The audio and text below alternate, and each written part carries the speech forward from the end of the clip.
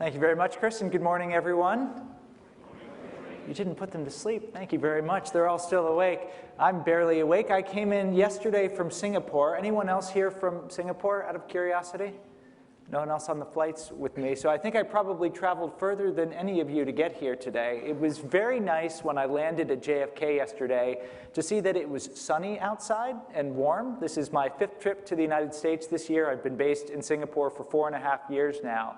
And every time I've landed, it's the same sense of sadness that winter just never seems to end. It was good to see nice weather here. Singapore, the weather is the same as always. It's 90 degrees and sunny today. I think the most boring job in the world is probably being a weather forecaster for Singapore, because every day, 90 degrees, high humidity, chance of thunderstorm. There's your forecast for the next 365 years in Singapore. Anyway, let's get into the material that we're going to talk about today. I'm going to try over the course of the next 80 minutes or so through a series of presentations and hopefully some great questions from you to bring out some of the key ideas in my latest book, The First Mile. So if we can bring up the PowerPoint slides here, I can dive right into it. You can see here I have put my Twitter handle up here. Please feel free to tweet as much of this as you would like. You can use the WOINY hashtag, and there's my Twitter feed as well. So there are 4 things that I hope you take out of this morning's discussion. The first is this first mile, this moment where you take an idea and you begin to move it into reality is a very perilous moment in the innovator's journey. It's where good ideas often go to die. That doesn't mean you don't have hope when you get to that first mile. If you follow the right approach, anyone can increase their odds of managing that journey. That'll be the second thing we'll talk about. We'll then talk about the particular challenge of doing this inside a large organization. It's hard enough to start up a business, but if you've got to do this inside a big company that often will be hostile to your innovative effort, there's even bigger challenges in front of you. How do you overcome them? Finally, we'll talk about the leadership aspect of all of this. What does it mean in a world that changes as quickly as ours? What can we do as up-and-coming leaders to prepare? So let me dive right into it by introducing you to the first mile of innovation. The first mile of innovation is an exhilarating place. This is a picture of me in an enclosed space in Bangalore, a city in India, about a 6 million person city. I'm in an enclosed space. A stranger who speaks no English is placing a blade against my neck, and I'm loving it.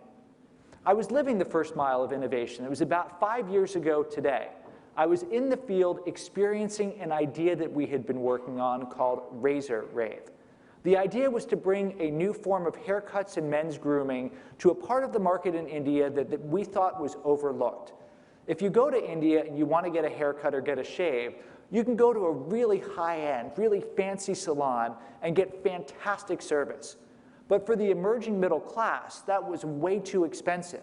And the best that they could do was go to a kind of dirty, kind of dingy barbershop or experience something like this.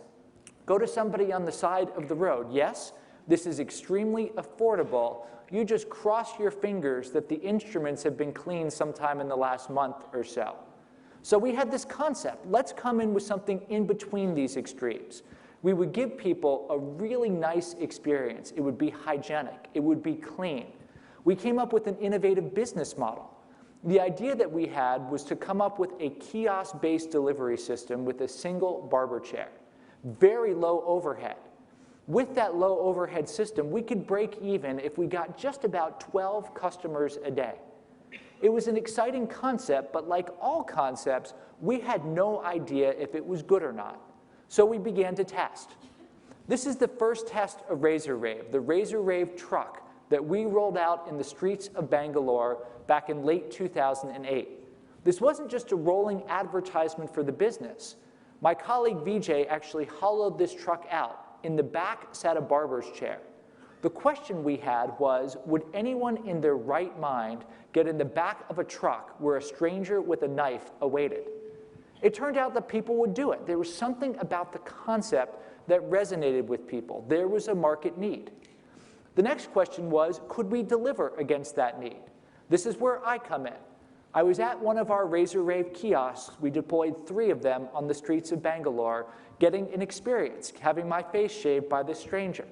We could deliver against it. It turned out we could put the kiosks in market, we could overcome some of the operational hurdles. We were beginning to figure out how to make this business model work. I was excited about it. You can see here my in-depth analysis about why this was a good idea in an email I sent one of my colleagues in early 2010. Fortunately, I did go on beyond this. It's not just that there's a lot of hair in India, there is. But there were reasons to believe that we were working on a very interesting idea. You had publicly traded companies in the market. You had people like Gillette, owned by Procter & Gamble, that had recently acquired businesses that at least had some similarity. The first mile is an exhilarating place. When you're in it, when you're beginning to make traction with your idea, it seems like the sky is the limit. The first mile is a perilous place.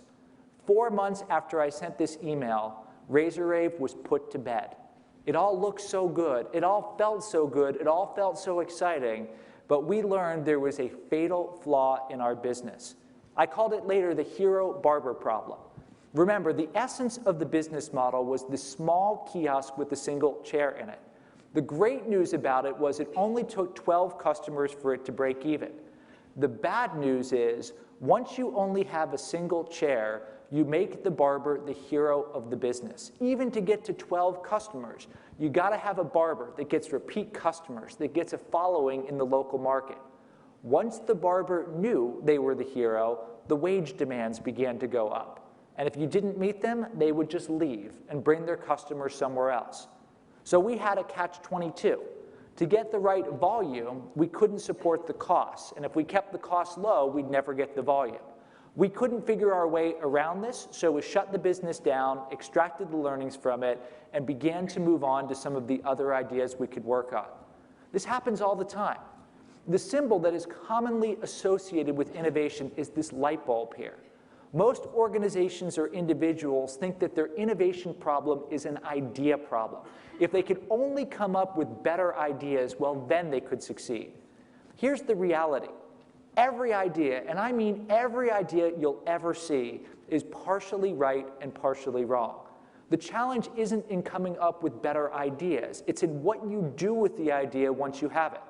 After all, the guy who came up with the light bulb, Thomas Edison, once said, "Genius is 1% inspiration and 99% perspiration." The first mile is the biggest challenge in my mind that innovators face. When you take that step from something that looks good on paper to the realities of the marketplace. Other people have observed this problem as well. If you go beyond Edison, you can look at the great American philosopher, actor, and occasional boxer Mike Tyson, who once said, "Everybody has a plan until they get punched in the face." If you study the history of any successful idea launched by a big company or a new one, you see punches. The difference isn't in the quality of the idea, it's what happens as you begin to bring it to life. Now, we spent extensive time in our organization in Innovation's First Mile. That's both in our consulting arm, where we're working with some of the largest companies in the world to launch new businesses, as well as in our ventures arm in Singapore, where we're incubating and investing in startups. We have taken a lot of punches along the way. As we've gone through our own journey, there are 3 lessons that I've learned again and again about what makes the first mile so hard.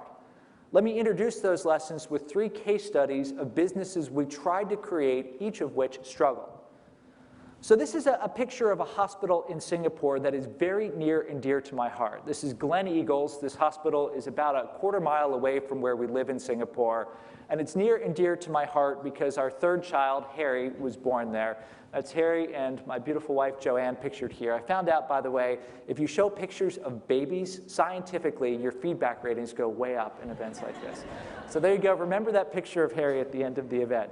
So anyway, we were very comfortable having Harry born at this hospital because it's a fantastic hospital.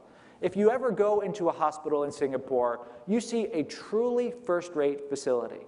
The doctors are all trained in the best medical schools in the world. There's modern instrumentation. It is a great place. Yet somehow, the cost of healthcare is roughly 1/3 in Singapore what it is in the United States.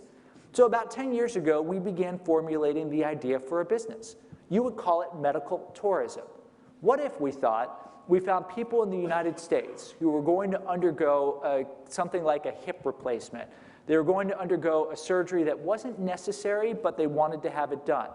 We could have them fly out to Singapore, stay in a 6-star hotel, go and get the procedure done at a great place like Glen Eagles and enjoy a vacation on the other side of it, and still save them and their insurance company a ton of money.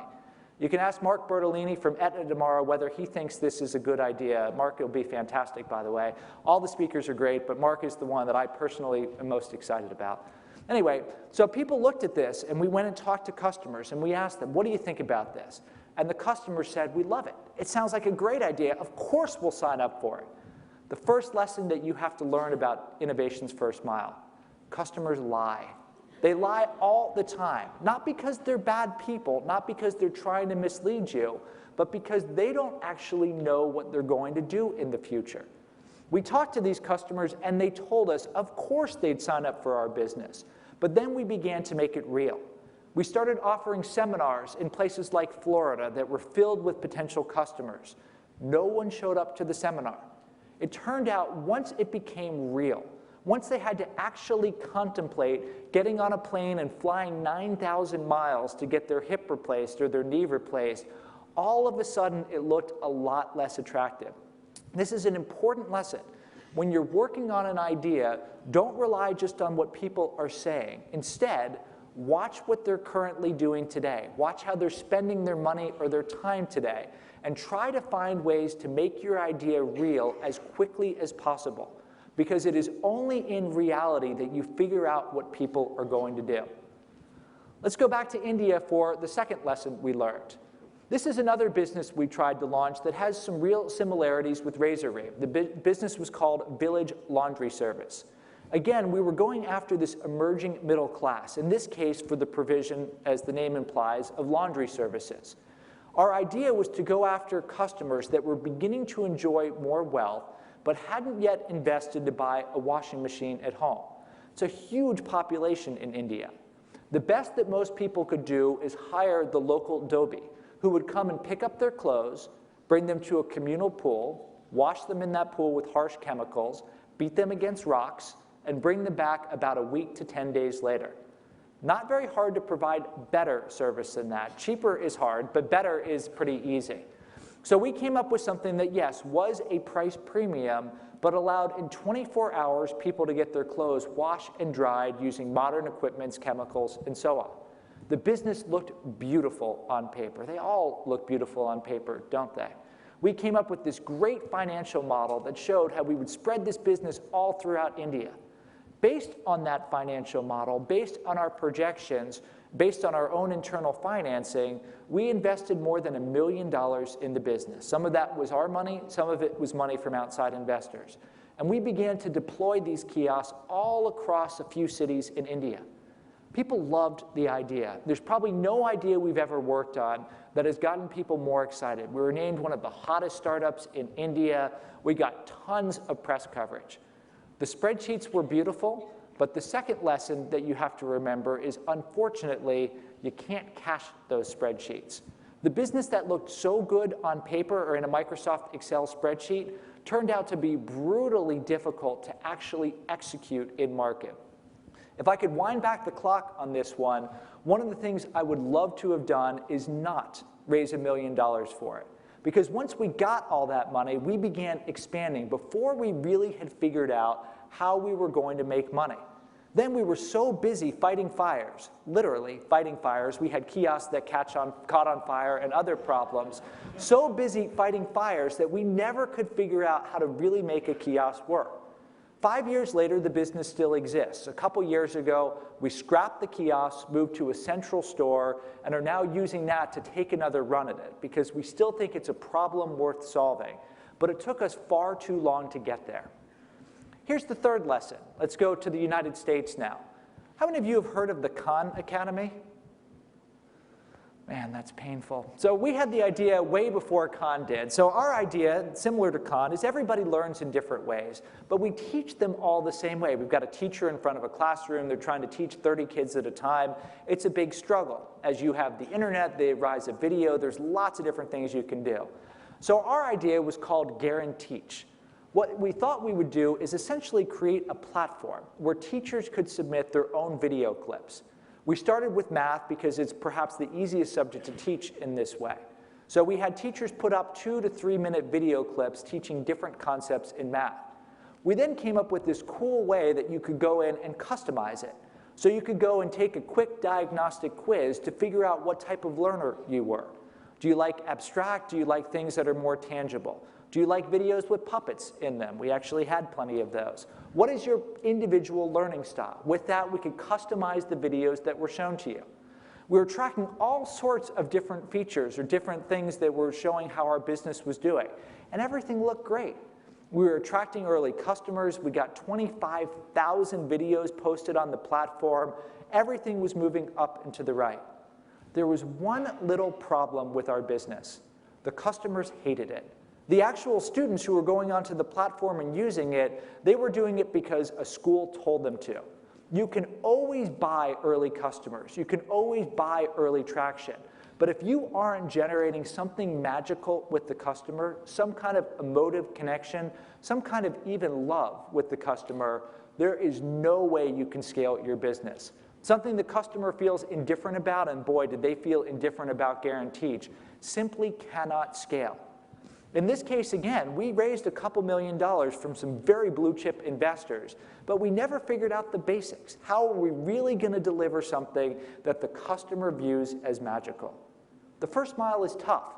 You've got lots of things that can send you in the wrong direction, can cause your business to spin out or hit a dead end. But that doesn't mean there's no hope.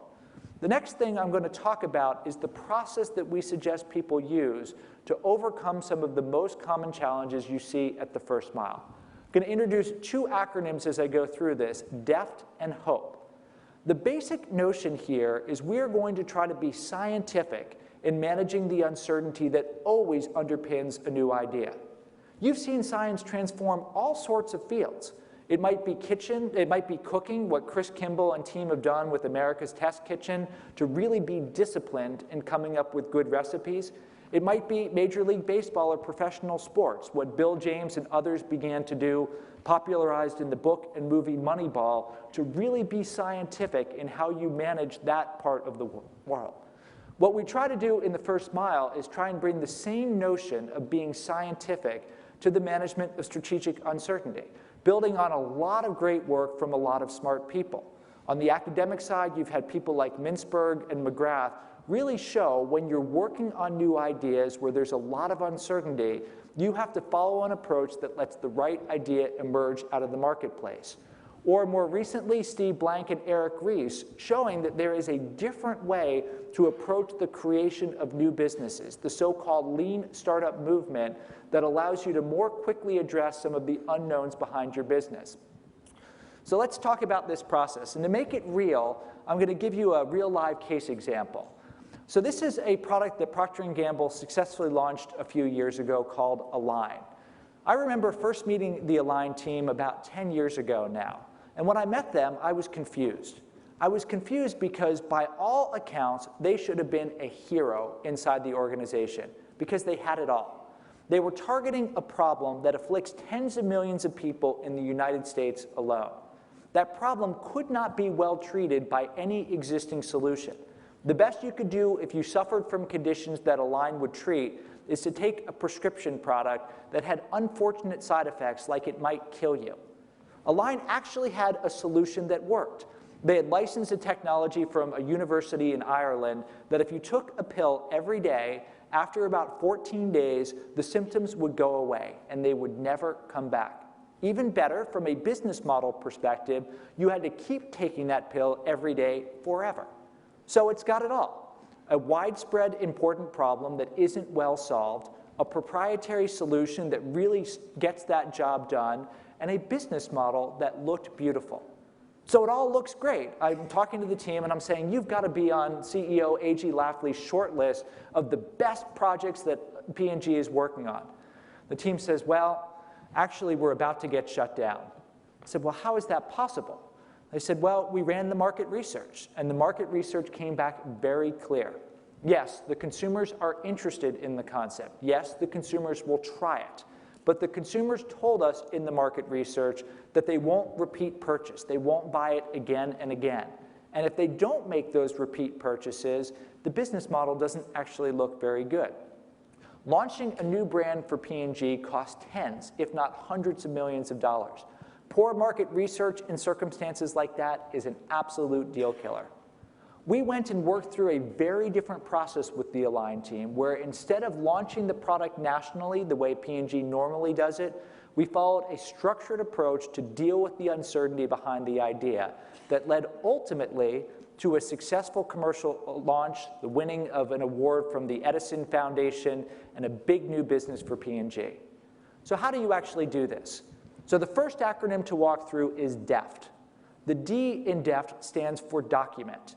Now, the key to managing in the first mile, in my mind, is finding the balances between extremes. We all know that paralysis by analysis is an enemy of innovation. So too is doing without thinking. There are many innovators today that say, let's just go and do it. Let's create our minimum viable product and launch and not think and just go and learn from the market. What you want to try to do in all of these cases is find that magic middle. When you're documenting your idea, you want to be thorough. You want to make sure that you've looked at it from as many angles as possible so you can begin to figure out the weak points in it, the uncertainties in it. This does not mean that you've got to produce a treatise. You have to produce a 300-page business plan or whatever. But it does mean you should be comprehensive about it. Let me hop back over to our venture capital arm for a second. So since I've been out in Singapore, we've reviewed about 400 different business plans, candidates to receive some seed capital from us. This is a screenshot from my absolute favorite plan. The business is called Wildfire. It's a way to do social marketing in markets like China and other parts of Southeast Asia. Now, you might think I'm showing you only a small subsegment of the pitch document, but this is about 40% of it. It was only 13 pages long. But in those 13 pages, the team really looked at the idea from every angle. They looked at the reason why this was an interesting idea, the other things going on in the marketplace, the competitors they'd have to deal with, what was unique about their solution, how that would translate into economic value, the biggest uncertainties behind their idea, how they were going to knock those uncertainties off, who was the team working on it, and what it was all going to be worth to investors. And you can see, even in this little screenshot here, it was very visually pleasing. It was a mix of facts and figures and heart and story, with real examples of work they had done with some of the early customers they got. This is the kind of thing you want to do when you document your idea. You want to make sure you've looked at it from multiple angles. You want to make sure that you've got the facts, but you also have the heart as well. And you've got a clear view about what you're going to do. We quite confidently invested in this business and are pleased that we did so. The business continues to grow like crazy. It started out essentially as a consulting service that did word-of-mouth marketing for brands. It now has a software solution that operates a software-as-a-service model that allows companies trying to activate brand campaigns to do so in very clever ways, and it's growing like crazy. So start by documenting and try to do it as comprehensively as possible. The E stands for evaluate. The next thing you want to do is pick your idea up and look at it from multiple perspectives. Now again, there's a balance you want to strike here. You want to be critical. You want to try to probe and figure out where the weak spots will be, but you also want to be optimistic. The point of the evaluation stage isn't really to say, is it good or is it bad? Rather, it's to begin to figure out what are the strengths, what are the weaknesses, and most critically, what are the things you do not know? At a most basic level, you're looking for the fingerprint of success. If you study any successful business, you're going to see three things in common. First, they target a market need. In our language, there's an important unsatisfied job the customer is struggling to get done. Align certainly met this area. The conditions it was targeting was something that afflicted tens of millions of people, and they really struggled with it. Second, you have to be able to get that job done. You have to be able to address it reliably in a way that's better than current and potential competitors. Align did this as well. Very clearly, it had a unique and powerful solution to the problem. Finally, it's got to translate into impact, or the creation of value along whatever dimension matters to you. You have to be able to sustainably create and capture value. This was the big area of uncertainty for Align. The market research projected a pretty small market. There were high costs behind it, so the economic value didn't look all that great. Now, this third area here is where people can often spend a lot of time and a lot of energy. It comes back to what I talked about with Village Laundry Service, where you pore over those spreadsheets and you really try to figure out if the numbers all work together. Remember, a spreadsheet is nothing more than the mathematical relationship between largely made-up assumptions. Yes, you want to do the work to understand what your hypotheses are, but never, ever make decisions based purely on the numbers. I think the best advice on this point comes from Scott Cook, the founder and still active chairman of Intuit, who once said, for every one of our failures, we had spreadsheets that looked awesome. Now, the Align team had the opposite problem. The Align team had a spreadsheet that looked awful. Sometimes an awful spreadsheet hides a great idea. Sometimes a great spreadsheet hides an awful idea. Do your homework, do the math, do your numbers, but don't make decisions based on them. Instead, try to figure out the assumptions that would need to be true in order for your idea to be worth working on. You then get to the third part of the process. This, by the way, is what we did for Align. We came up with a pretty simple simulation model that showed in lots of different scenarios it was going to be very worth P&G investing in the business. So we weren't trying to say, what will the business look like? Instead, we were trying to say, what could the business look like? Are there reasonable enough assumptions that lead us to believe it's worth taking the next step in the business? You then want to think about how you can focus on the uncertainties that are the ones that really should be keeping you up at night. The simplest way that I guide people to do this is to go back to those three big questions. Is there a need? Can you deliver? Is it worth it? And try to be really clear in each of those areas what you know versus what you're assuming. I find in almost all cases, we know a lot less and we're assuming a lot more than we think. And this little table here is meant to be a quick way to separate those two things. So let me just spend a minute walking through it. The first row, is there a need? Remember, customers lie. If they say there is a need, you know next to nothing. If a customer is doing something or spending time or money trying to solve a problem, if they show there's a need, you feel more confident. If you actually give them your product or service and they use it, you feel more confident still.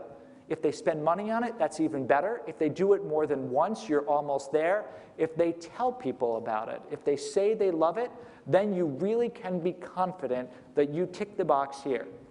Can you deliver it? Everything starts with a dream. Dreams are fantastic. You just don't necessarily want to invest billions behind them. You then want to find ways to make your idea progressively more real, drawing and then prototyping and then ultimately piloting in the market. Remembering that we don't really know for sure if we can consistently and reliably deliver something until we've done it at a degree of scale. Finally, do the numbers work? Well, starting with cocktail napkins or back of the envelope calculations is great, but until you actually have gone out and validated the economics in market settings, you can't be confident that the numbers are going to work. And until you really have a path to profits in sight, even if you're not making money now, you know how you're going to make money, you don't really know if your idea is going to work. What I find in many companies in particular is big investment decisions are made where you're in the red in the first row, maybe in the yellow in the second row, in the yellow in the third row, and most of the energy has been spent around those numbers, rather than coming back to first principles. Are we really helping the customer solve a problem in their life? In the case of Align, it was very clear to us. There was a market need. We could deliver against it with our solution. We really had to figure out, was the economic model going to work?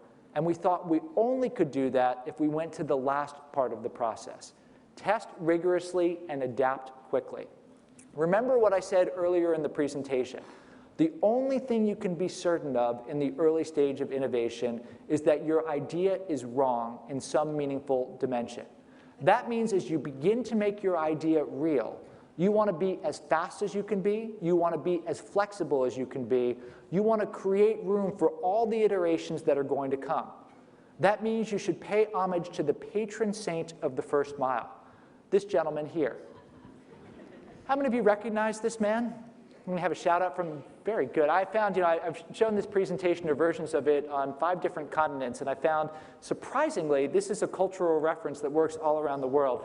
Who is this? You're supposed to use the mics, but now I'll take a yell. MacGyver, very good. This works in the Philippines, it works in Thailand, South Africa, you name it, they recognize MacGyver, which is remarkable, really. The show was on TV for 3 years, 1989 to 1992. For those of you who don't know the show, what MacGyver was great at doing was getting out of any situation using duct tape and readily accessible material.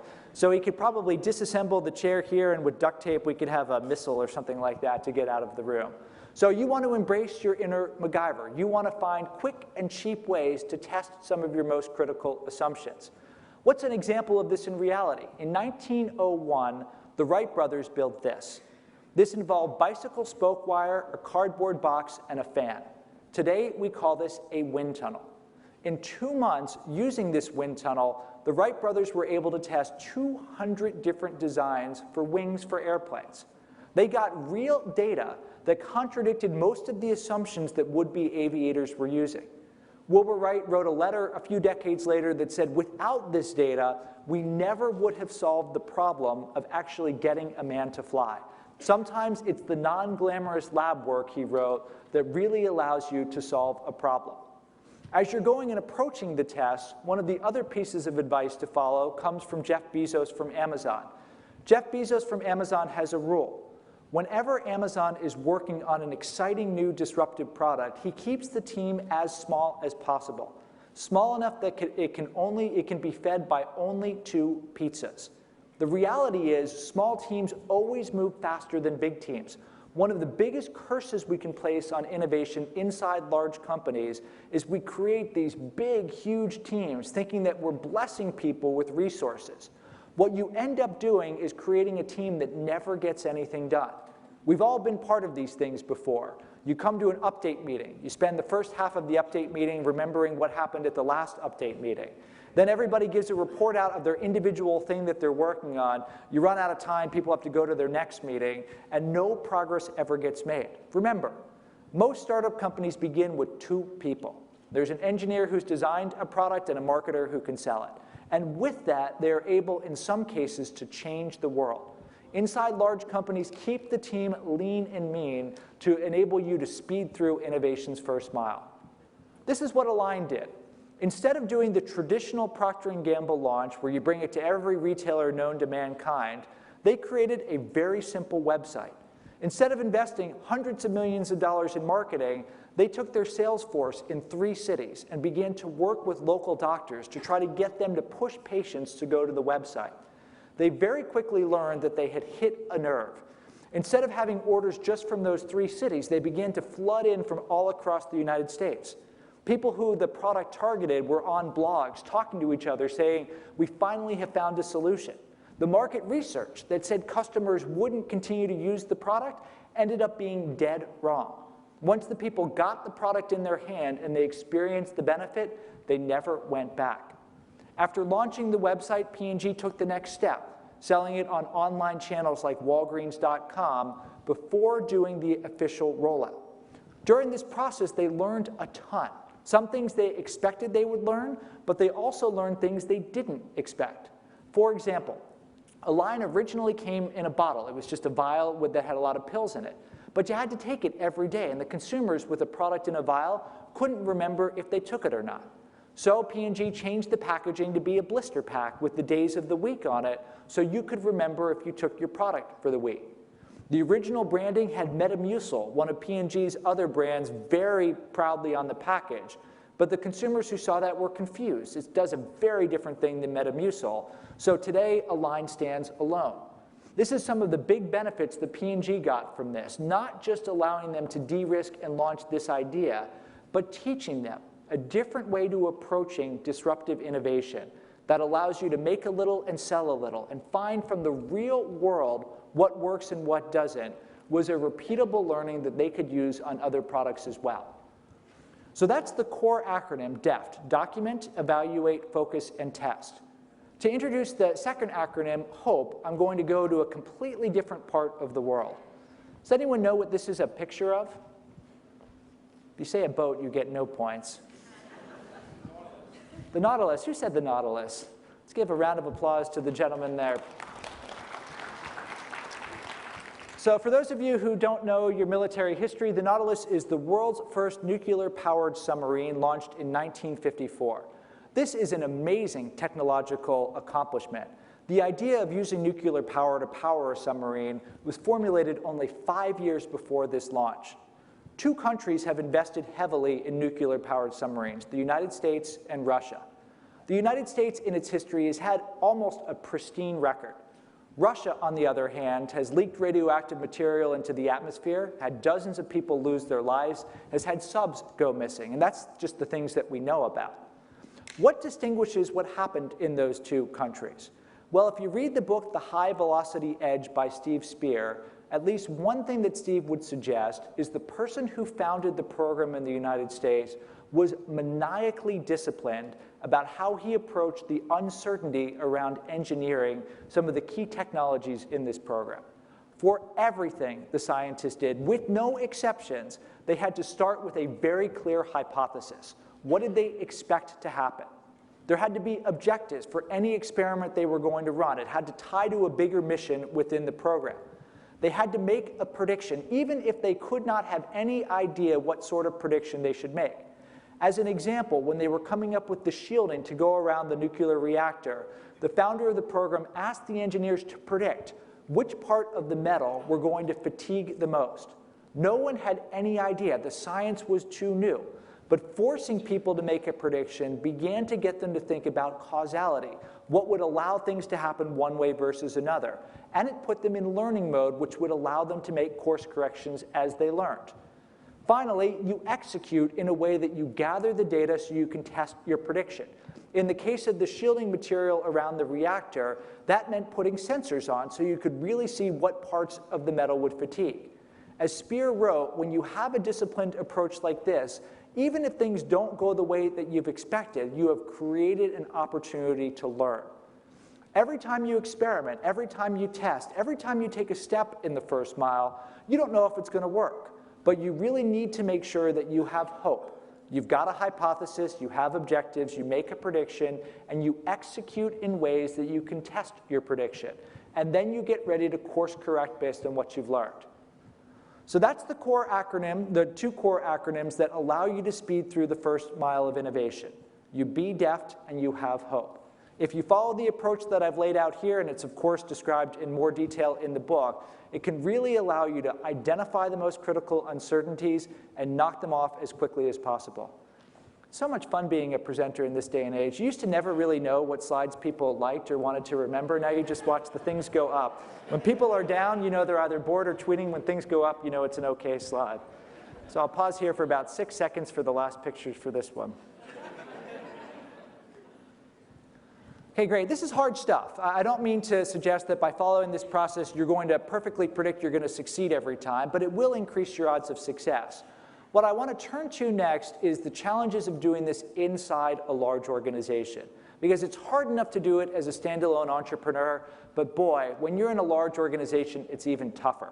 What I'm going to argue is the thing you want to do is find ways to boost your overall organizational curiosity. Because if you can do that, you can make strategic experimentation a more natural act inside your organization. I'm going to spend about 15 minutes or so going through this material, then I'm going to open the floor up for questions, and then I've got about 8 or so minutes of concluding remarks in the last area here. So now is the time for you to begin formulating the great questions you're going to throw at me. So there was a book that was written by a friend of mine, Dave Ulmer, a couple years ago that carried a somewhat ominous title, The Innovator's Extinction. And you look at the subtitle there, and I think those of us who work in big companies can empathize with this. How best intentions and natural selection will drive your company into the grave. One of the big points that Ulmer made in the book, and something that I think will ring true to many of you, is big companies are implicitly hostile to innovation. No one will ever say that, of course, but a big company, by definition, is designed to execute today's business and today's business model. That means within all of the big companies, as Ulmer described it, there are antibodies that are meant to do what they're supposed to do. Protect the host from anything that looks like a danger to it. which means the deviants, the innovators, the people who are out there trying to do the new and different inside the organization. People don't do this out of malice. It's a very natural thing to do in your organization. So what do you do in the face of this? What separates the organizations that can overcome these antibodies from the ones who succumb to it, and by doing so, get locked in what my colleague Clayton Christensen called the innovator's dilemma? Well, I've been puzzling about this for about 15 years now, and we can give very complicated answers around it, but I think if you simplify it, what you see at those companies that overcome these things is one very simple characteristic. They're curious. They're interested. They want to learn. And because they want to learn, they don't view deviations. They don't view disruptions. They don't view the new and different as threats. Rather, they view them as interesting opportunities that ought to be explored. You look at companies like 3M and Google and Pixar and Amazon, you see in those companies a lot of these characteristics where they're just curious. They're always willing to test. They're always willing to learn. What does a curious organization actually look like? What I'm going to suggest in the next few slides is that there are 4 key characteristics that you'll see.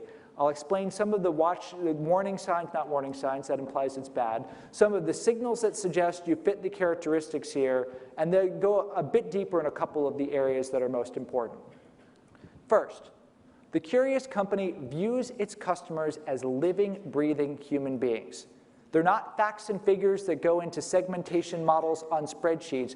They are real people. Remember, Peter Drucker, the great management thinker, once said, the purpose of a business is to create a customer. At some point in its history, every organization was a human-oriented, customer-centric company. But the bigger a company gets, the more distant it gets from its customers. When you see organizations that treat or view their customers as human beings, people spend time with them, just like Procter & Gamble, Unilever, and many of the consumer packaged goods companies do. They really want to understand them, not so they can be there and try to sell them things or ask them what they want. Steve Jobs famously once said, it's not the customer's job to know what they want, but rather so they develop an empathetic understanding with them that allows them to anticipate what the customer wants, even if they can't readily articulate it. Customers live in the office. They might actually be there, or there might be big pictures or representations around. And there are mechanisms to be able to interact with customers frequently to get feedback on ideas. The curious company does all of these things because it really does want to understand and want to be able to test things. You saw in the opening video, and you heard in Chris's remarks, this notion that the magic happens at intersections. The curious company lives at intersections. Steve Jobs from Apple was brilliant at this. He would describe how his company was the intersection of technology meets liberal arts meets designs. It is true, and I'll come back to this point later in the presentation, the magic really does happen when different skills, different mindsets, different ways of thinking collide together. The curious company forces these collisions. Different groups, engineering, marketing, product supply, whatever. They're regularly out of their silos working together. Employees don't grow up in one particular area. They regularly rotate. Maybe it's new geographies, or maybe it's different business units. And they've got good open innovation efforts to make sure they're getting the best ideas in the world wherever they might be. They're curious. They want to see these things because they help them learn what they might not otherwise have predicted. The curious organization forges its strategy in the white-hot heat of the marketplace. As an analogy, if you want to make steel strong, you melt it in a temperature that approximates 2,000 degrees Fahrenheit. If you want to make an idea strong, you forge it in a temperature in the hottest place you can go, the white-hot heat of the marketplace. Too many ideas, however, are heated in the languid glow of the conference room lights. The ideas look beautiful on paper. I call these ideas pieces of Microsoft fiction. No disrespect to Microsoft, it's just the tools in this case. We've all seen these things, right? You've got an Excel spreadsheet that would make an investment banker envious. It's got what-if analyses, it's got pivot tables, it's all in there.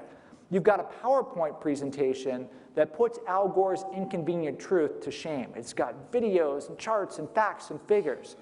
And the Microsoft Word memo that describes it all, oh, it's so beautiful. The prose are so lucid that somewhere Malcolm Gladwell is shedding a tear. It looks so strong on paper, but once you bring it to the marketplace, you realize it's incredibly brittle. The inner MacGyver forces you not to do this. You instead find ways to have a very strong bias to action where you get out in the market and you begin to learn. You've got easy mechanisms to go and test those ideas, and you'll happily use good enough tools to get out there and begin to learn, even if your idea isn't perfectly polished, isn't perfect. One thing I just asked you to think about here. I mentioned a little while ago about the Wright brothers and their wind tunnel. One of the big things that I see in the innovation world is a race to create the so-called minimum viable product. Just get the good enough version of the product out in the marketplace. That's generally a good thing. But one of the things you might want to ask yourself is, what do you do before that? Are there ways that you can learn before you actually begin to put something in the marketplace that at least approximates those conditions that allow you to learn in a faster and cheaper sort of way? Here's a few ideas you can think about. Desk research, so simple to do, but something that many people miss on the innovation journey. Very simple example of this. A few years ago, we were working with a company that was interested in introducing a new product to the university market. Basically, it was something that would go in a central area that would have replaceable elements to it.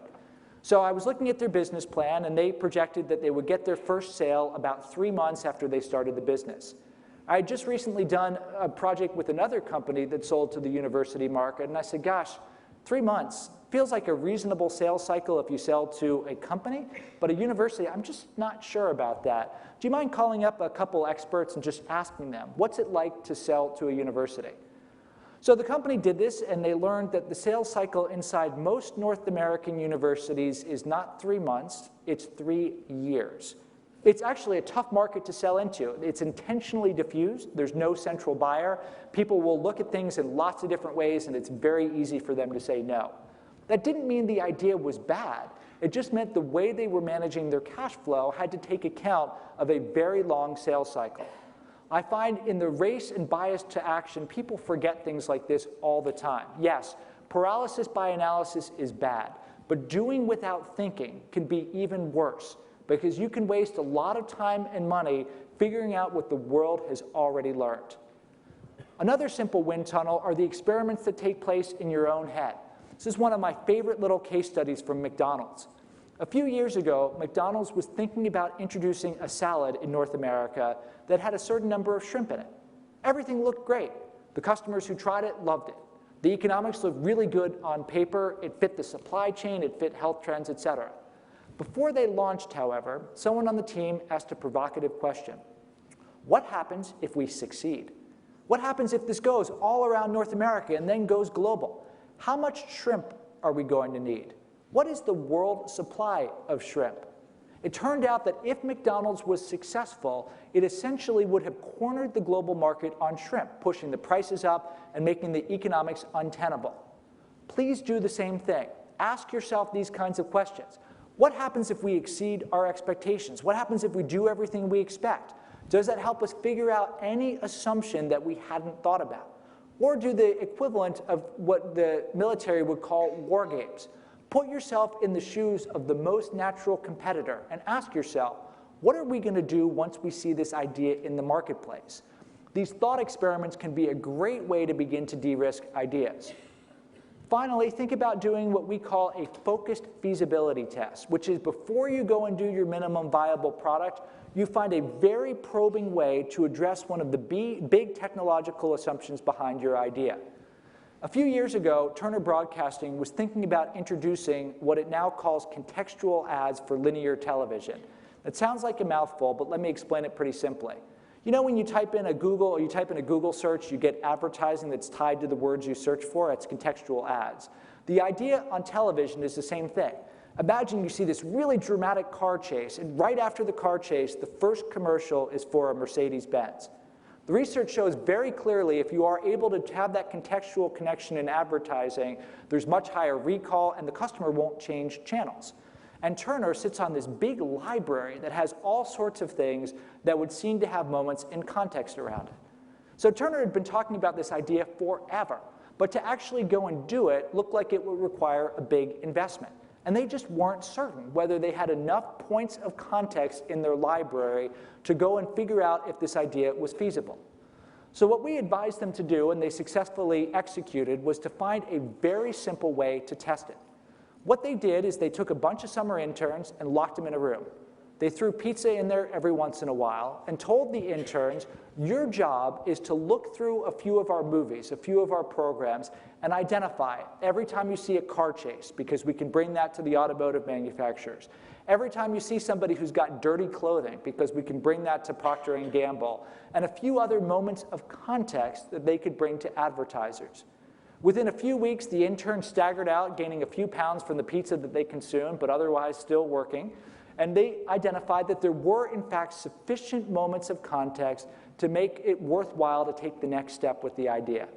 Before you go and build it, figure out if it's worth it. Figure out if you can actually go and do it by running this kind of test. So just a few thoughts about simple wind tunnels that you can build as well.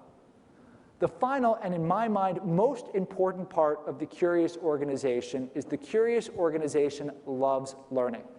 So many of the world-changing ideas are happy accidents. The picture up there is Alexander Fleming. We all know the story here. Penicillin is an accidental discovery.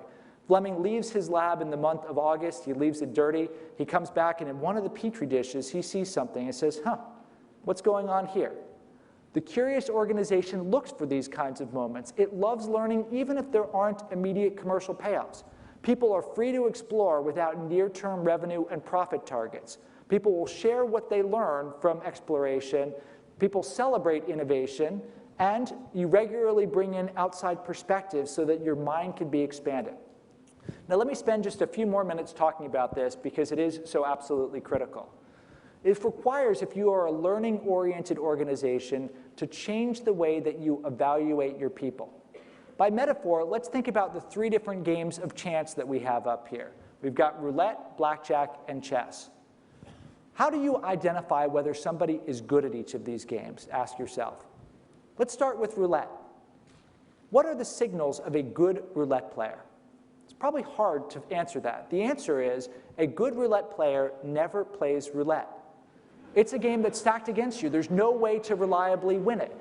If you go into a Las Vegas casino and you go and play roulette, yeah, you can accidentally win, but the reality is the smart people stay as far away from it as possible. Here's a way that you can identify games like this, games where it's pure chance. This is from Michael Mobison's work. You can identify a game of pure chance is because you cannot intentionally lose the game. Roulette's like that. You can go try and lose, but you still might end up winning. In games like this, it's very easy to oversee people. You punish anyone who plays a game like this, just like you punish people who do stupid things in your organization, who take dumb risks. By all accounts, you should absolutely do that. Let's go to the other extreme and think about chess. How do you identify that someone is a good chess player? How do you identify someone who's skilled at chess? This one's very different, isn't it? Now, people will sometimes say, well, I'll watch how they play or what they do when they're playing. You don't even have to do that. You just have to look at the outcome. You have to look at their won-loss record or their ELO rating or whatever. Chess is a game of almost pure skill. If I'm playing against Kasparov, I am 100% certain I will lose every single time. Just like if I'm playing against my 8-year-old boy, Charlie, I am 100% certain, at the moment at least, I will win 100% of the time. That will not hold for too much longer, but at least for now, that's true. Because chess is a game of pure skill, you only need to look at the results. When we're in our core business and we're looking at how well people are executing known and proven business models, we're looking at a game like chess. All we have to do is look at people's results, and if they deliver what they say they're going to deliver, then we ought to reward them. Blackjack is somewhere in between these two extremes. Imagine this scenario. You come to visit me in Singapore. You see this big, gleaming Marina Bay Sands casino. You want to go and gamble. You don't trust yourself, though. You got this big pile of cash in your pocket, and you want to find someone to invest it. You see a woman sitting at a blackjack table. She's surrounded by chips. That's a really good sign. You watch her play a hand. She draws an 18. The dealer is showing a 6. Confidently, without hesitation, she says, hit me. She draws a 3. The crowd erupts in cheers. She got a 21. You watch the rest of the hand play out. The dealer would have gotten a 19. She would have lost. The question for you is, would you give this woman your money to invest for the rest of the evening? Now, there's one scenario where the answer is yes. If she has X-ray vision or ESP, by all means, give her your money. But otherwise, for most people, the answer would be no. She got the right outcome, but she followed the wrong process. She did something that if you do it enough times, you're going to reliably lose money. Blackjack is like investing in a stock. It's like hitting a baseball. It's like pursuing an innovative idea. It mixes luck and skill. In events like this, the outcome of any given hand, the outcome of any given event is uncertain.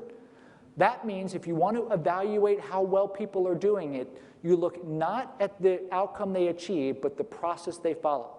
Which means if you're a leader in a circumstance like this, what you're rewarding is not the commercial outcome, but the learning you achieve as you follow that journey. This is fundamentally different than what most leaders do today, but is absolutely critical if you want your organization to successfully innovate. Remember, every idea is partially right and partially wrong. Many great ideas are happy accidents. The organization that loves learning recognizes in the early stages of innovation, the only failure is spending too much time and too much money learning. There are some organizations that embrace this. I'm going to play a very short video clip here from A.G. Lafley, the CEO and chairman of Procter & Gamble, that he gave at an event I was at with him a few years ago, describing the way that he and his organization think about failure. You learn far more from your failures than you do from your successes. Far more from your failures. I can remember every time I struck out in high school baseball. I can remember every time I failed, okay, at P&G, and I failed a lot. Now what we're trying to do now is fail a lot faster, fail a lot cheaper, so we can fail more and get on to the next idea or the next innovation that may become a commercial success. But failure is incredibly important, and learning from failure is very important. This is not the way it works inside most organizations. Inside most organizations, it's more something like this, where you have something that didn't work, you've got your boss calling you in saying, let's learn all the great things from what we just shut down, and I don't have a laser pointer on this, but you can see the chair there that you don't want to sit in. What happens if you're in an organization like this? You call in somebody like us and you say, well, we would love to do all this innovation stuff. It sounds fun and exciting, but we can't. Well, why can't you? Well, we have no capacity. We don't have any people to go and work on it. The truth is, you have capacity. You have people to work on it. The people have been captured and held captive by what I call the plague of the zombie project, the walking undead. Because failure is such a stigma inside the organization, no one ever wants to admit they're working on a failed project. Because of that, you get all these shuffling project teams moving along, working on something that, if you are honest about it, will not really move the growth needle in any material way. The organization that loves learning doesn't have the zombies because they shut the project teams down early, they get the great learning out of it, and they move on to their next idea. You got some big companies that are struggling with this and others that are beginning to show how to succeed. I'm sure many of you read the recently released unintentional report from the New York Times about innovation inside the company. You can see here they've got zombie projects too. This is an organization historically that was struggling with this problem of making sure that you shut things down at the right pace and you learn in the right way. What the New York Times and other organizations should do is learn from people like Tata Sons. This is the largest organization in India, more than $100 billion in global revenues. They started a few years ago a big innovation award ceremony where across the group, and they compete in everything from automobiles to chemicals to hotels around the globe, across the group, you would give awards for people who did amazing, innovative things. If you look carefully, you see the team receiving an award here is for an award called the Dare to Try Award. And if you really zero in here, you see the reason for failure of the award, the cause of failure, the learning, and the current status. This is a big deal. In the latest cycle, about 250 teams applied to win this award. A very clear signal from the organization that they love to learn. Look, nobody wants to fail. We shouldn't encourage it, we shouldn't expect it, but we should dare to try. Because by trying, sometimes we'll get those unanticipated findings that will lead to the creation of big, world-changing innovations. So in just a second, I'm going to open up the mic and try to get some great questions from you. I'm not going to try. I will get some great questions from you.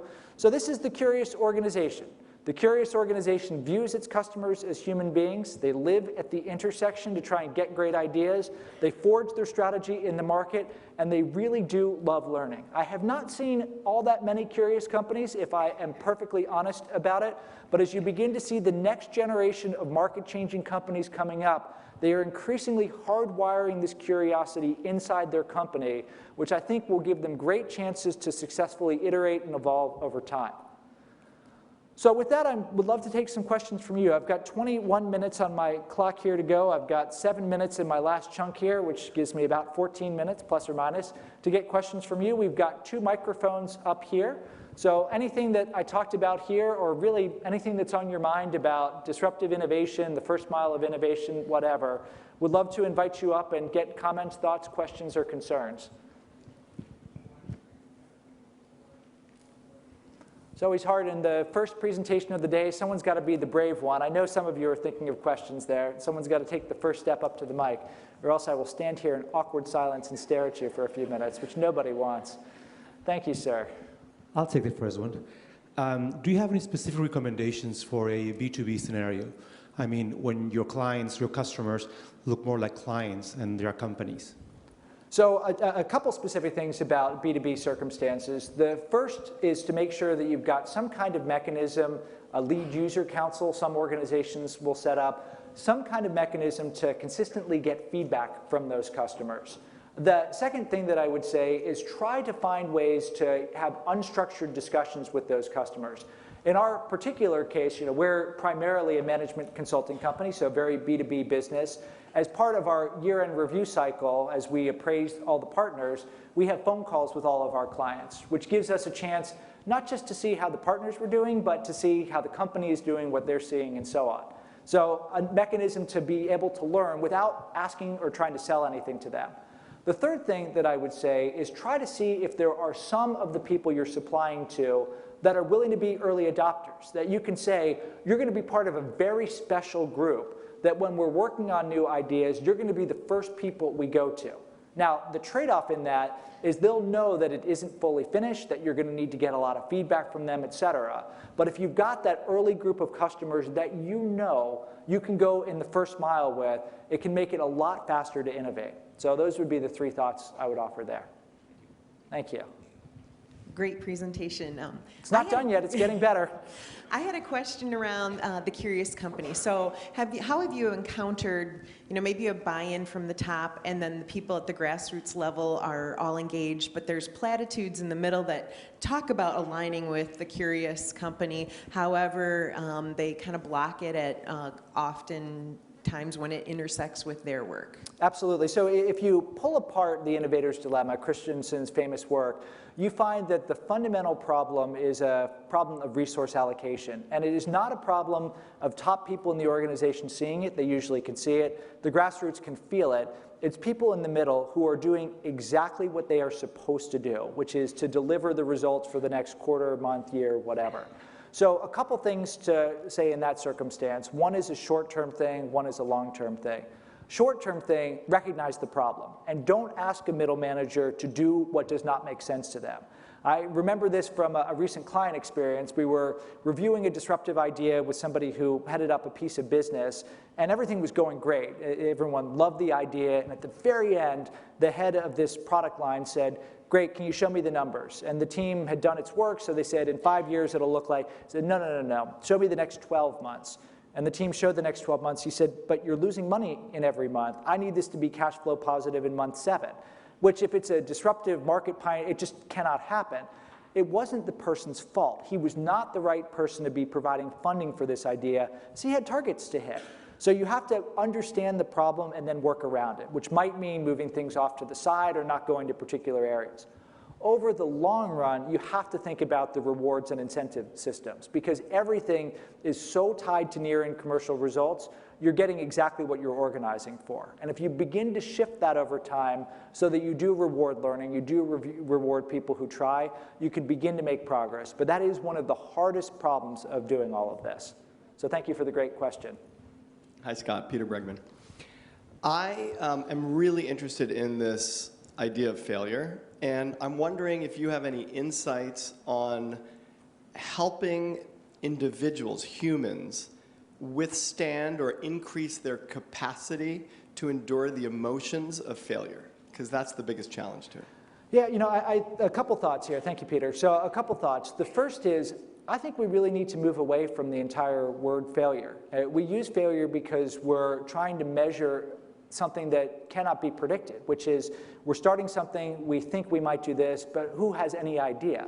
So I think we really have to focus people on the fact that when you're in the early stages of doing this, your goal is to learn. And if your goal is to learn and you are a good scientist, again, the only failure is taking too long or spending too much. I suppose if you blow up the laboratory or you let the pathogens out, that would be failure as well. But if we reframe this around learning as opposed to failure, I think that's one huge step in the right direction. And we can then begin to hardwire it. So the second thing I would say is read everything that Rita McGrath has ever written on the subject. Rita, in my mind, is the most thoughtful author on topics like this. She had a great Harvard Business Review article a couple years ago where she said some of the things you do are, number one, in the very beginning say, these are the criteria by which we'll decide whether to move forward or not, in the beginning, so that people know how things are being measured. Number two, you make sure if you don't achieve those outcomes, you do actually decide to do something, but you take all the learning out of it. Number three, you make sure you give the people who are working on something that has a commercial failure but produces positive learning, you give them a good assignment the next time. And number four, you help them deal with the emotional part of it by having some symbolic break. It might be a wake, a memorial, a party, whatever. The Finnish company Supercell, which makes Clash of Clans among other things, when they launch a successful game, they toast it with beer. When they shut a game down, everybody gets champagne. So ways to show that it's fine and we can move on to the next day. Then the final thing I would say is consistent celebration from leadership. Things like A.G. Lafley says, et cetera, that shows people it's okay to try, we want you to try, and we recognize not everything's going to work out. So those are the best pieces of advice I can give. Getting the right people in who are hardwired for this too. I think you can identify those people. I think that helps as well. So I hope that helps. So we've got Mike here and Mike here. So let's go over here first, and then we'll go back there. Thank you. Quick question. In terms of getting innovation into universities, what would be your two pieces of advice for that? As a college entrepreneur, we live and breathe innovation, but it's very hard to see the bureaucracy in universities. So if you have any piece of advice on that. Yeah, so universities are interesting. If you read the Sunday New York Times, you saw there was a very interesting back and forth between Clayton Christensen and Michael Porter, two intellectual giants, about what Harvard was doing with some of its online platforms. So I think the thing that is a challenge inside universities is the silos inside those universities. The way everything is organized is around getting tenure, and I'm not an academic, so anything I say that's wrong, you can blame somebody else. But anyway, it's organized around getting tenure. So because of that, everyone goes really, really deep in their particular area. And if you believe what I said about magic happening at intersections, which is the most common finding you'll see in any of the innovation literature, it's not going deeper in the silo. It's finding ways to bust those silos and have people work together. So the thing that I would urge you to try to do inside a university setting is, as hard as it is, find ways for people to cross disciplines in some way.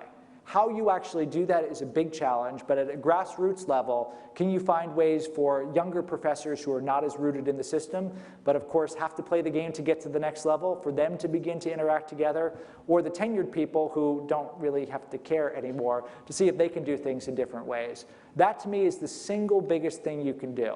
The other thing that you can think about, as you've seen a lot of universities do, is recognize how much power there is in embracing innovation and entrepreneurialism.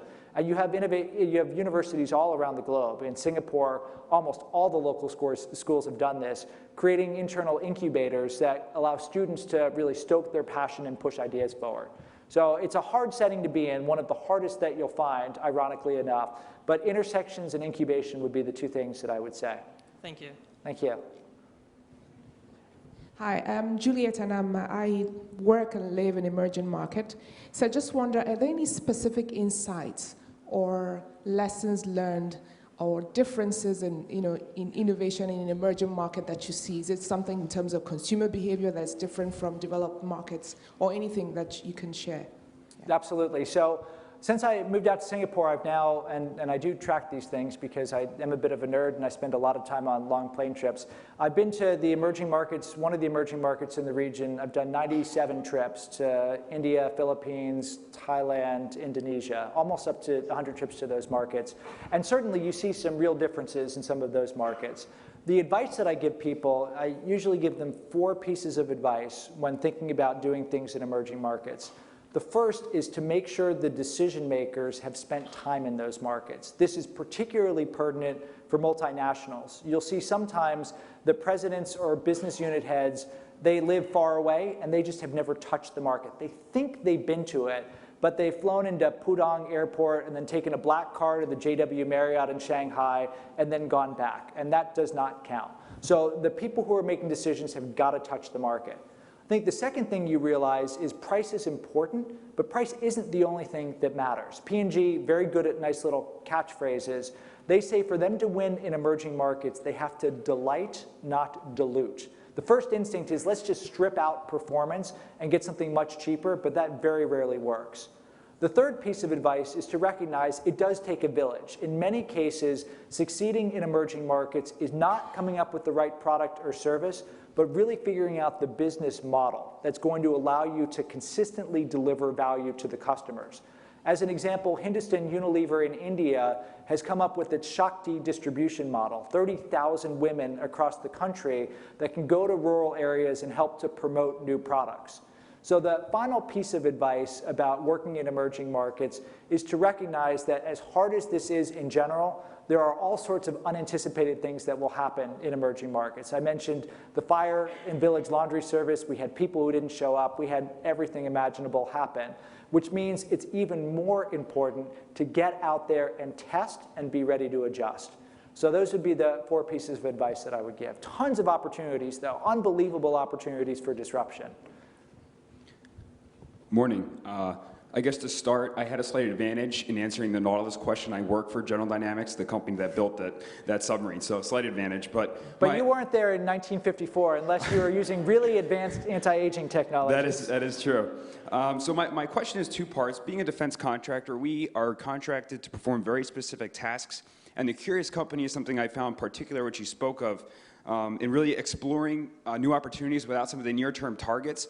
Unfortunately, in a lot of stuff we do, we are driven by near-term targets and funded for specific things. So what examples have you seen with larger corporations to try and get around that and really enable their employees? And then secondly, knowledge transfer of a lot of these failures. Failures are great, and we learn from them, but how do we get that information out, especially in a largely at times siloed company? So the second one first. So the second one, I think we have a ton of great tools these days where we can use wikis and other communication mechanisms to have repositories where we can have information and share it. I think the critical thing is to have the discipline of what the military would call an after-action review, which means when things go well, we try to understand. When things go poorly, we try even harder to understand and always capture, write it down, and store it somewhere. It's another Rita McGrath advice. Be as disciplined as possible in that capture, because if you don't capture, you can never transfer. On the first part, it is certainly hard when you're in a circumstance like that. I would then put it down to the individual level. Are there things that you as an individual can do to essentially get yourself to the intersections? Go and explore conferences like this one, where you get to interact with lots of people. Go to trade shows in different industries. Try to bring in interesting outside speakers. This is not a plug to have me come and speak, but anyway, try to bring in outside voices just so you can, at least at the fringes, begin to do this. And in the long term in the company, if you think about having people work in different projects, different businesses, different geographies, even rotate in different parts of even go to different, work for a supplier for a period of time, that's something that I think can begin to help. But I would think about it at the individual level, at least to get started. Okay, this will be, I think, I saw the finger 2, so I'll take this one and then one more, and then I'll provide, if there isn't one more, this will be the last one. I thought that gentleman was standing up. He was letting the person go back. So I'll use this as the last question, and then I'll go to my last topic here. Good morning. In big company silos, the plague of zombie projects that you talked about are often driven by KPIs or metrics that come from the top of the silo. What are your suggestions for how to bubble up from that grassroots back up to the top of that silo, that maybe the metrics that they're tasking are the wrong ones that are driving the bad decisions and bad behavior? So one thing that I think can help in this is to look back in the company's history and look at the things that created what the company is today. So if you go back to P&G for a minute, when we were brought in P&G 10 years ago now, it was to improve their ability to create disruptive innovation. And we went and looked at their 24 or so billion-dollar brands and found out something like 2/3 of them followed the process of disruptive innovation. And they did it serendipitously, and now that it was a larger company, it was just how do you routinize what used to be serendipitous. So if you go back in the company's history, what you often find is the KPIs that exist today would have killed the things that made the company what it is. So you do that kind of historical analysis, that can help at least a little bit. The other thing that I think you can do is let people feel it in a tangible way. If you're sitting in the executive suite and you haven't been in the trenches, sometimes you can just look at the numbers and they don't.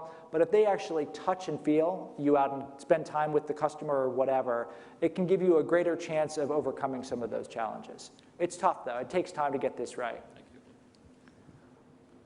Okay, so let me end by talking about what you should take away from this at a personal level and then just give you a couple pieces of parting advice. Paul Valéry, the great French poet, about 70 years ago, at least according to Google Translate, said something that roughly translated into, the trouble with our times is the future is not what it used to be. And I think that has never rung more true. We live in an incredibly quick changing world where the only thing we can be certain of is tomorrow is going to be meaningfully different from today. So what do you do as a leader to prepare? What I'd like to suggest from an analogy is you can learn a lot from the so-called marshmallow challenge. I'm willing to bet in this room a large portion of you have done this. How many of you have done this challenge before? It's great. So you'll be familiar with it. A lot of you haven't, so let me quickly run you through this. It's pretty simple. You give people these materials. You break them into teams of 6. You give them 18 minutes. Their task is to come up with the largest freestanding structure that they possibly can. Now, this has been done in lots of places all around the world, and the average height that comes out is about a 20-inch structure. This is taken from a great TED Talk from Tom Wujcik. You see the URL down there. Average height is about 20 inches. Now, there's a group of recent graduates that statistically do this relatively poorly. You're probably not surprised when I click here. It is recent business school graduates. Now, I've done this a lot, and I've seen this process happen. What ends up happening is a team forms together. They spend the first 6 minutes or so trying to establish dominance. Once a leader emerges, they then go into planning mode. They then have a few minutes left, so they begin to execute. And with 1 minute left, they put the marshmallow on top. And of course, predictably, the structure collapses. There's another group of graduates that actually do really well at this task. It's recent kindergarten graduates. I've got an 8-year-old and a 6-year-old, so I have seen this. They are not filtered. They just go and play and experiment and do different things. This is the first lesson for us to remember. This is inside all of us. All of us are naturally creative and curious, but we lose that skill over time. So how do we bring it back if we want to be prepared for unpredictability? The Zen masters would call this adopting a beginner's mind. Put yourself in a circumstance where you do not know the answer. Seek chaos in work. Work on a new product launch. Go to a new geography, someplace where you're not sure what the answer is. Try to pick up a new skill. Learn a new instrument or a new language. You go back to first principles. You begin to remember what all of this is. There's another interesting finding that comes from this. CEOs, thankfully, do a little bit better than business school graduates, but you pair them up with their executive assistant, and the score goes way up. This goes back to something that you heard before a few times. The magic happens at intersections. Different mindsets and different skills collide. The other way you get yourself ready is you plant yourself at the intersections. You reassemble your network so it doesn't look like you and think like you and talk like you, but it's filled with people who are meaningfully different from you, who have different experiences, lived in different geographies, and so on. If you can't do any of these things, here's a very simple piece of advice for you when you get back to your office.